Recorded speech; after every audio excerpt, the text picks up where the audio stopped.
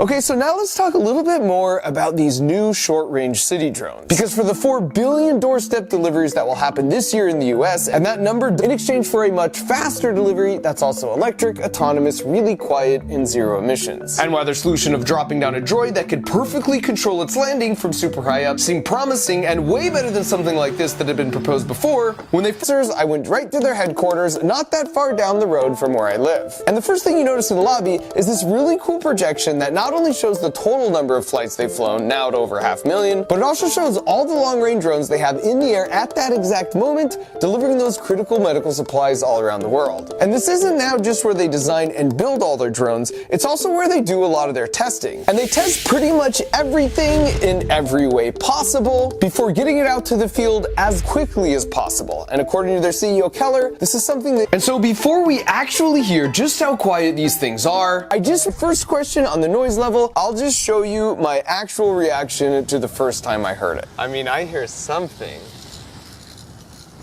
I cannot believe that's airborne. Are you serious? And I just wish there was a better way to convey this on video, but here's my best attempt. You'll first hear a leaf blower, then a typical hobby drone that weighs 1 pound, then their drone that weighs 50 pounds. And of course, I've kept the audio levels completely untouched for all three.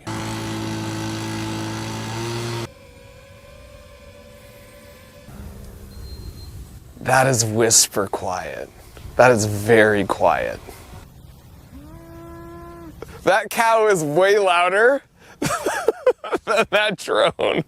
I bet the mic picked up that cow. And this test was incredibly surprising to me because I sort of just assumed the weight of a thing would exactly determine how loud the propellers will end up being to keep that thing in the air. But it turns out that's not actually true even if you just look at nature. Pigeons, for example, sound like this.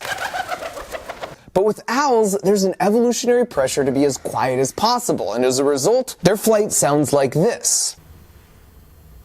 For this reason, to crack the code, Zipline actually did turn to nature. I definitely study the hummingbird a lot, where you have sure. They have the worst case. They're tiny and they're really quiet. They just like hover there. You barely hear it. Wants to build anything robotic. So in an effort to try and visualize the secret of their quiet propellers, in this graph, the area under the curve could represent the energy from one of those annoying high-pitched hobby drones, where the closest of these spikes is the high frequency that's just sort of grating on your ears. So after studying the hummingbird and designing really wild-looking rotors like this, Zipline figured out how to take those spikes and flatten them all out. So while the extra weight means there's still more energy or area under the curve, getting rid of all the spikes means it's much more of a constant whooshing sound, more like white noise that your brain just sort of doesn't register. They used the same quiet propeller approach for their long-range drones, and they even demonstrated for us how if one propeller stops working, it could still fly due in part to the large back propeller that picks up the slack. And that back propeller is pretty clever, by the way, because it's what propels the drone forward as it moves across town,